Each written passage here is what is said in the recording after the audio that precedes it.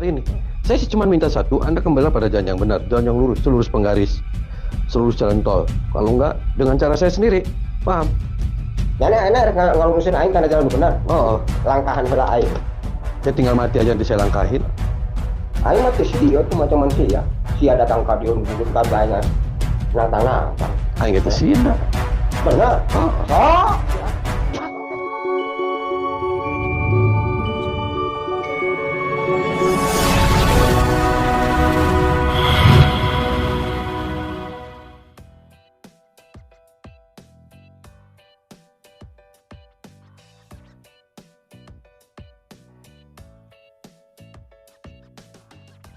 Assalamualaikum saudara-saudaraku yang terhormat.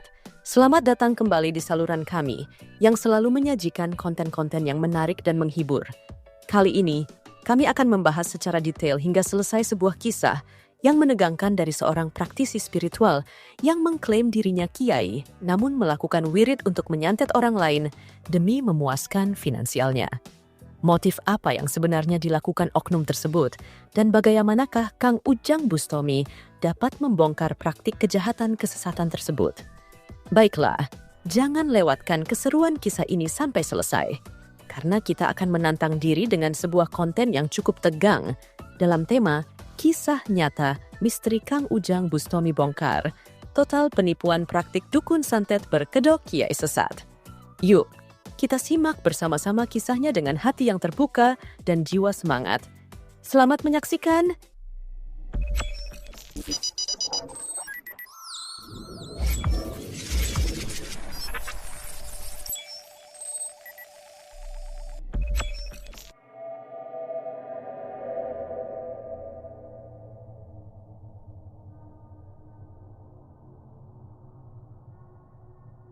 Kisah ini dimulai di suatu hari di pinggir hutan di sebuah pedesaan yang dibatasi oleh alam hijau yang menakjubkan. Udara sejuk meresap ke dalam jiwa, namun ketika malam turun, suasana berubah secara drastis. Sesuatu yang gelap dan misterius mulai merayap di balik pepohonan yang menjulang tinggi, menyelimuti segalanya dalam aura ketegangan yang tak terbantahkan. Di balik kegelapan yang merayap, terlihat dengan jelas sosok Kang Ujang Bustomi, sang tokoh guru spiritual, bersandar di batang pohon. Meskipun senyumnya terpancar begitu memesona, namun sejatinya ia berusaha keras untuk menyembunyikan kekhawatiran yang merayap di dalam hatinya. Kesunyian malam hanya memperdalam misteri yang mengelilingi sosoknya yang tampak begitu mencekam. Saat itu, dalam menjalankan tugasnya, beliau mendapat kabar tentang keberadaan seseorang yang mengaku sebagai kiai sesepuh bernama Abah Soleh di daerah tersebut.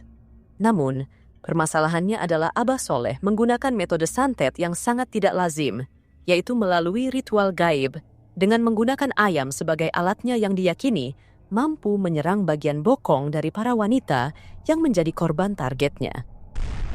Bokong erang udah ditotoli. Aduh. Makanya saya datang ke sini, saya mau silaturahmi dengan Abah Soleh atau apapun lah, dengan engkong eyang. Waduh, apa kayak?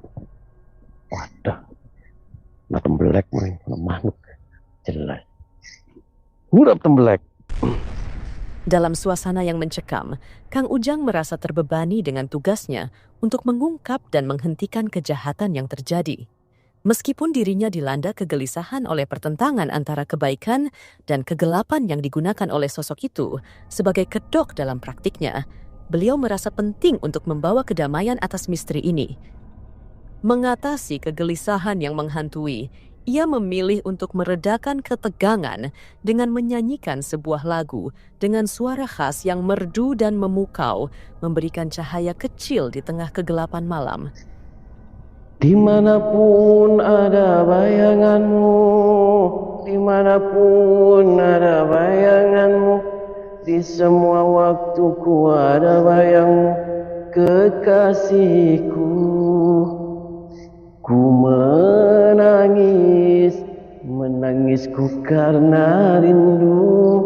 Ku bersedih, sedihku karena rindu. Aku rindu, rindu padamu. Aduh. Ngetrit. Perjalanannya menuju tempat tinggal Abah Soleh dipenuhi dengan berbagai liku-liku dan rintangan yang membuatnya harus terus melangkah dengan hati yang dipenuhi ketegangan.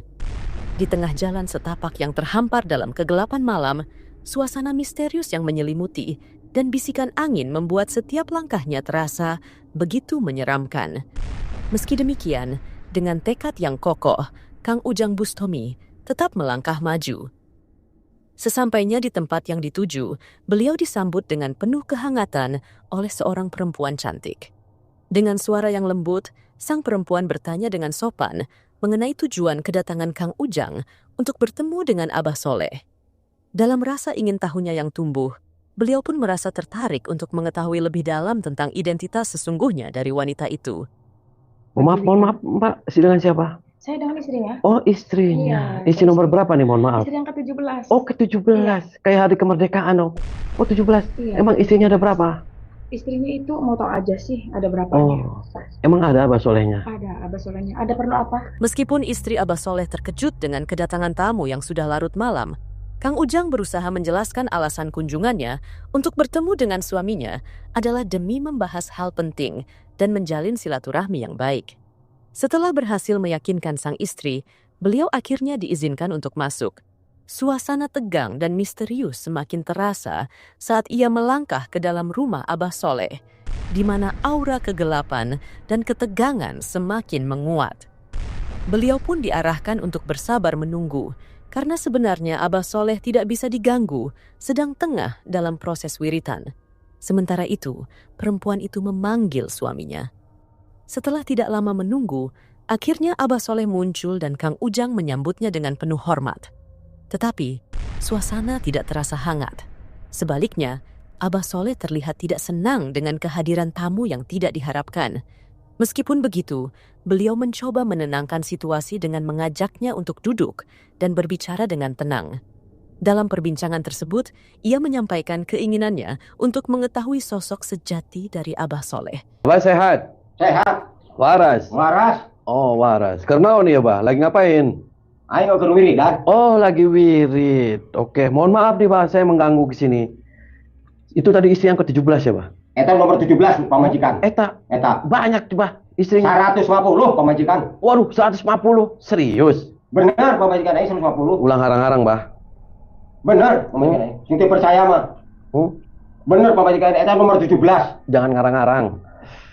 Turi ngarang-ngarang, kurnaon. Dulu. Dan tanpa ragu, Abah Soleh dengan penuh kebanggaan menyatakan dengan sikap sombong menggunakan bahasa Sunda bahwa jaringan pengikutnya telah menyebar luas ke berbagai penjuru daerah yang memintanya untuk membantu dalam segala ilmu untuk mencapai kekayaan, kesuksesan, dan keberuntungan. Dengan angkuh, dia menyatakan keyakinannya bahwa dirinya mampu memenuhi setiap permintaan tersebut sebagai seorang guru santet yang sangat kuat dan memiliki kekuatan gaib yang amat sakti. Mendengarkan pernyataan yang semakin mengkhawatirkan dari Abah Soleh, Kang Ujang Bustomi merasa khawatir karena kecemasannya bahwa tindakan tersebut sangat bertentangan, dapat berdampak merugikan, bahkan melukai orang-orang yang tak bersalah. Dengan keberanian dan ketulusan hati, beliau berusaha memberikan nasihat dan teguran kepadanya dengan harapan mampu membimbingnya ke jalan yang benar. Akan tetapi, upayanya itu malah menciptakan reaksi yang tak terduga, memperkeruh suasana di ruangan dengan ketegangan yang semakin memuncak. Abah Soleh semakin kehilangan kendali atas emosinya. Marahnya semakin membara, menciptakan suasana yang semakin mencekam dan tegang, disertai dengan aura supranatural yang semakin meningkat hingga mencapai puncaknya. Gelombang energi yang gelap dan membingungkan mengelilingi ruangan di sekitar mereka, menciptakan ketegangan yang melebihi batas kemanusiaan. Dalam kekuatan gelap yang semakin kuat, pertarungan antara kekuatan batin yang tak terlihat pun kian memuncak, menggoda, dan menggetarkan jiwa. Di tengah gemuruh konflik yang maha dahsyat ini, siapakah yang akan keluar sebagai pemenang dan apa yang akan terungkap saat rahasia rasa kelam terkuak? Kegelisahan semakin merajai hati, menuntut jawaban dalam detik-detik klimaks yang memukau ini. Mau ngerasain mati nggak? Cuma ngatur nggak lupa mah. Aisyah soate. Tuh, aing mah teh nyaho salat sambil naon eta nu kitu teh. Nah, itu sholat.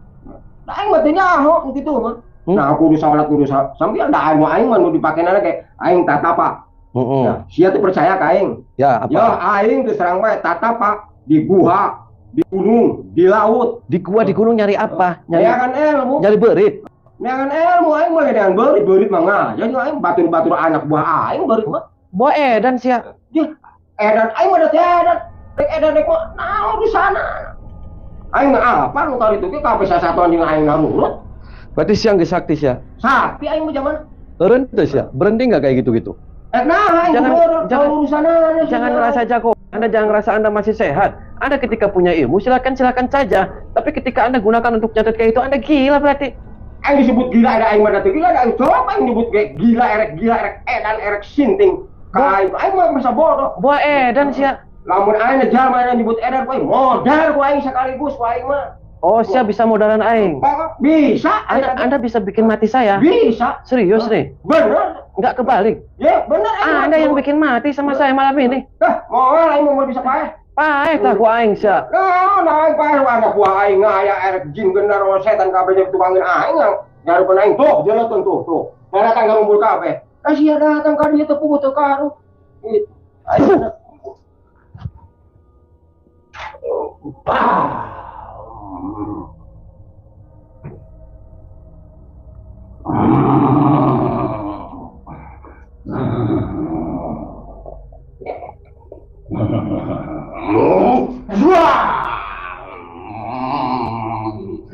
Ziorlik senjelo di setan semarama galelo dewo kau gampang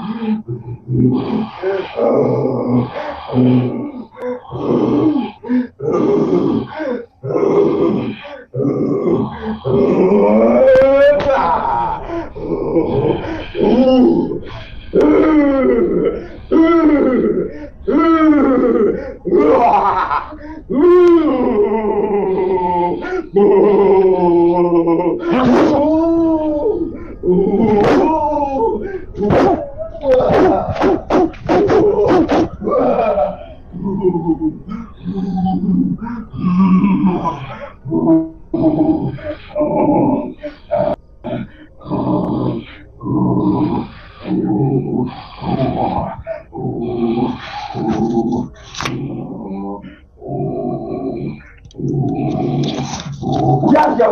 Jangan udah.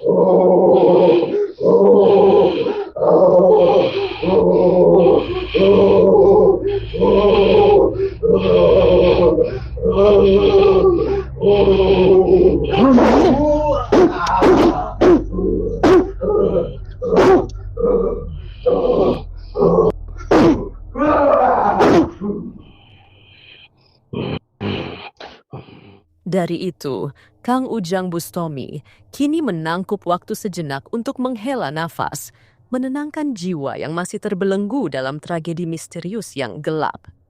Bayangan horor peristiwa itu masih menghantui benaknya, menyisakan bekas luka yang tak kunjung sembuh.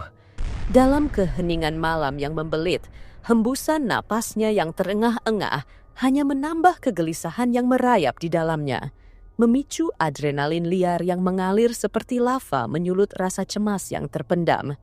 Ia pun harus mengumpulkan keberanian, merencanakan strategi baru dalam kegelapan yang menyelimuti, tatkala ia mengatur langkah selanjutnya dalam misteri mematikan yang mengintai. Meskipun hatinya remuk dan jiwanya hancur berkeping-keping, Kang Ujang tetap berusaha mencari kedamaian dalam keheningan malam yang terkulai. Dengan kecemasan, ia memulai merdu meretaskan lembaran-lembaran lagu lembut yang membasahi udara malam yang tercerahkan hanya oleh gemintang yang redup.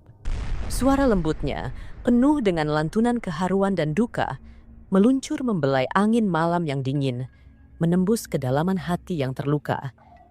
Berilah terang, sepi sendiri di malam ini. Tiada kasih yang menemani.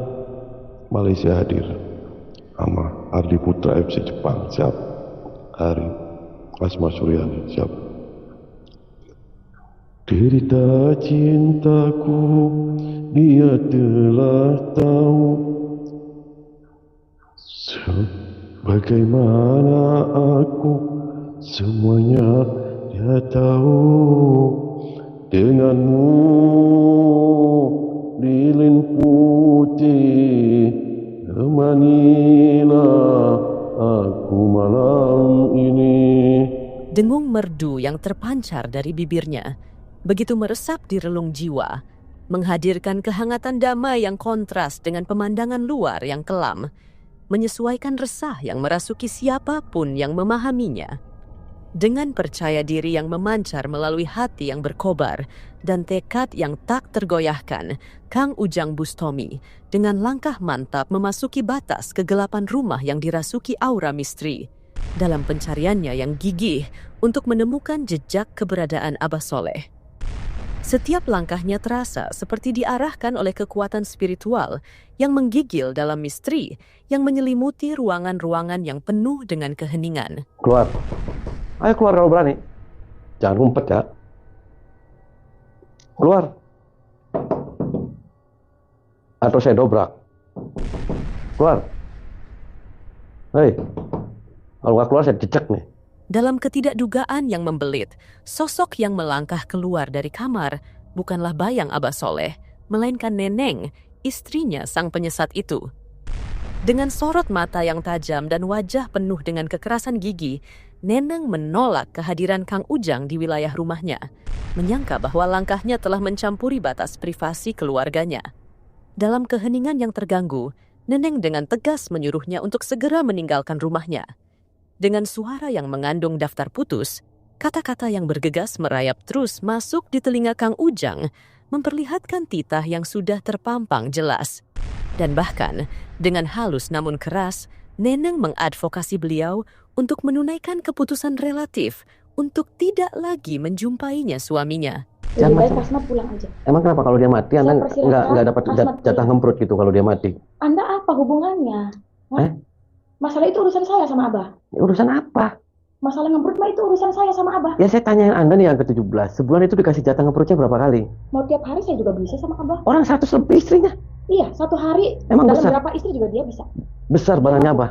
Ya besar dong. Oh besar. Meski begitu, Kang Ujang tetap kukuh dalam tekadnya untuk memberi bimbingan pada Neneng agar kembali kepada petunjuk yang benar.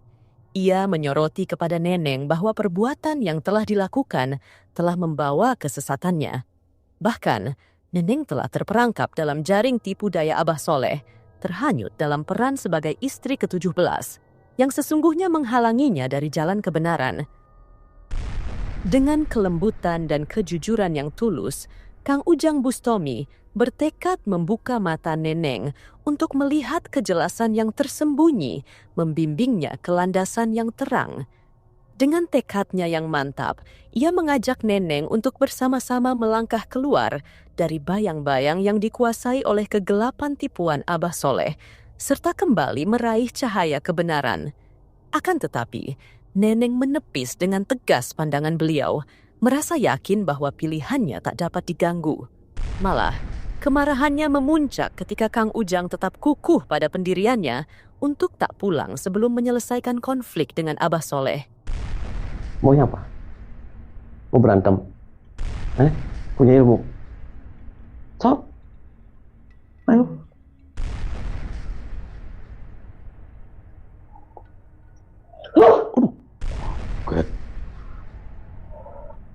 Aduh. Terus nyambel aja nyambel. Aduh. Kasmat, kamu pulang. Ayo terus serang. Mana ilmunya keluarin? Kamu nggak mau nyerah? Enggak nyerah Kamu saya. nggak mau pulang? Enggak mau pulang, nggak mau nyerah.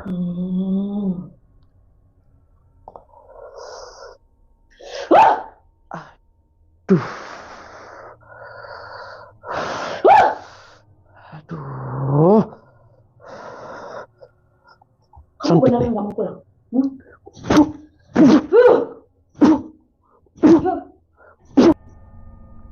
Keluar kamu. Setelah Neneng berhasil ditundukkan, ia akhirnya mengadukan peristiwa itu kepada suaminya.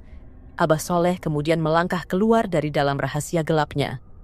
Pertemuan antara kedua figur spiritual dengan keyakinan yang berbeda, ini menciptakan atmosfer yang semakin mencekam dan tegang. Meski hati Kang Ujang terbakar oleh emosi yang meluap, ia tetap merendahkan diri dan bersiap memberikan petunjuk dan bimbingan kepada Abah Soleh agar memimpinnya ke jalan yang benar. Akan tetapi, Abah Soleh tetap bersikukuh pada keputusannya dan menolak segala bimbingan yang disodorkan oleh Kang Ujang. Aura yang mistis mulai menjelma dan kekuatan kelam yang terpendam kembali bangkit dengan ganas. Pertarungan spiritual yang penuh tekanan dan intensitas pun pecah di antara kedua tokoh ini, menciptakan ketegangan yang mencapai puncaknya dan menguji kekuatan spiritual mereka masing-masing, hingga batasnya dalam keadaan yang begitu sangatlah mendebarkan. Sia tadi ka aing hayu barek naon maksud tujuan sia ka datang. Urusan jeung aing. Saya juga nggak ada urusan sama Anda, Bos. Terus kenapa? Aduh kudu datang ka aing. Ya terus saya selesai dong malam hari ini. Saya sih cuma minta satu, Anda kembali pada jalan yang benar, jalan yang lurus, selurus penggaris, selurus jalan tol. Kalau enggak, dengan cara saya sendiri, paham? Ya enak ngalurusin aing kana jalan benar. Oh. Langkahan heula aing. Ya tinggal mati aja nanti saya langkahin. Aing mah teu sia, kumaha cuman sia. Sia datang ka dieu buku teh kagak nantang. Aing teh sieun da. Bener. Heeh.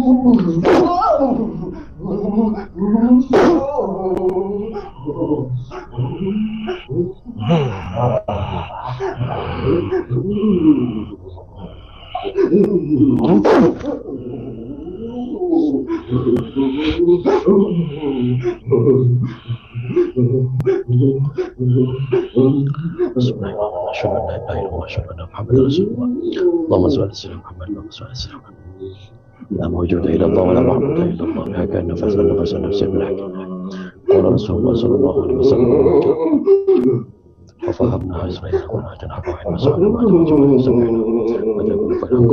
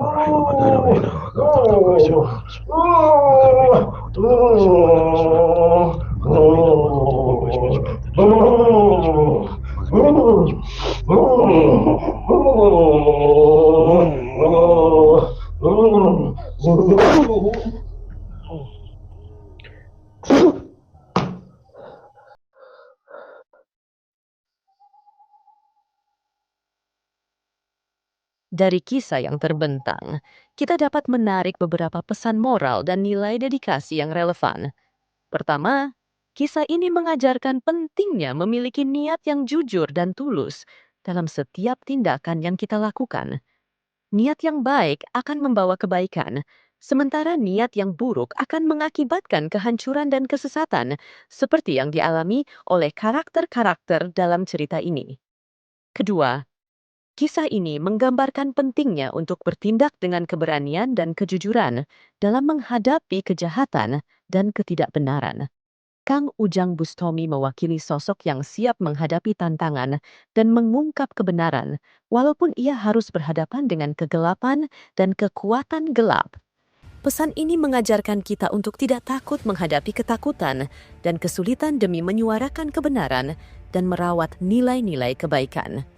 Ketiga, kisah ini menegaskan pentingnya menjaga hubungan yang baik dengan orang lain dan tidak terpengaruh oleh tipu daya atau godaan dunia.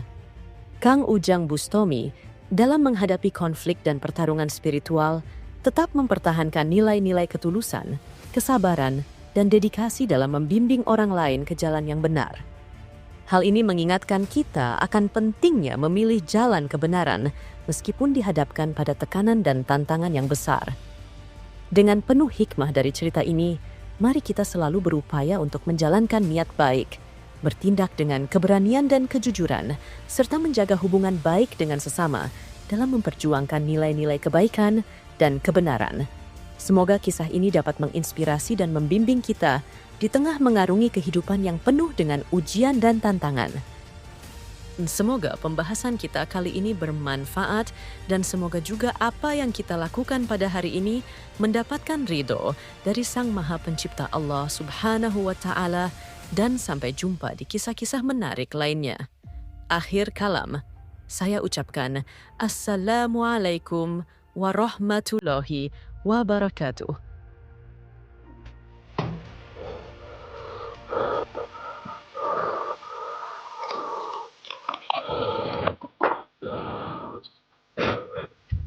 Dr. Odin, Wadaru.